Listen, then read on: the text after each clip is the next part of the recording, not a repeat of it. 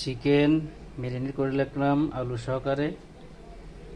বাহারানি মাছলি রান্না করব কুয়েতে।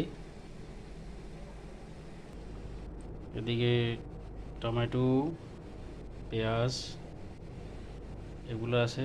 নেক্সটের পরবর্তীগুলো দেখতে পারবেন কিভাবে কি করতেছি। চাউলগুলো ফুটিয়ে নিচ্ছি।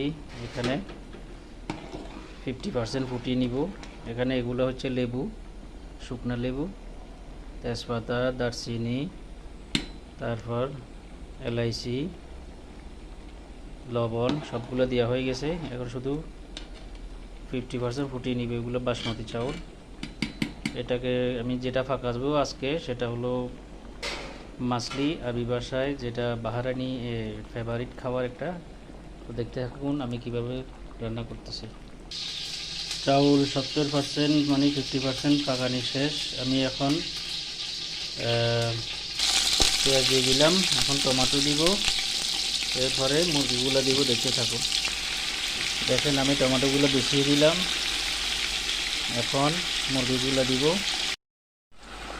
মুরগিগুলো দিলাম, দিয়ে আলুটা দিয়ে দিলাম। এখন রসুন দিব, মরিচ দিব, এরপর চাউলগুলো দিব, ফুড কালার দিব। দেখতে থাকুন। আমি দেখুন কাঁচামরিচ দিলাম 3টা, গাজর দিলাম 2টা কেটে, এরপরে রসুন গুঁড়া গুঁড়া গুঁড়া ধুয়ে দিলাম।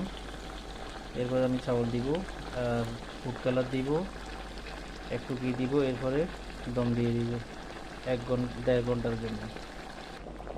দেখতে পাচ্ছেন আমি ঘি দিলাম। এগুলো হচ্ছে ঘি, এটা ঘি, এটা ঘি, এগুলো আরও এগুলো পড়ে গেছে।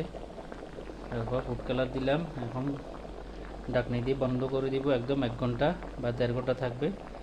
এরপরে হয়ে যাবে ইনশাল্লাহ। একদম চুলাদার একদম ডিম করে দিব।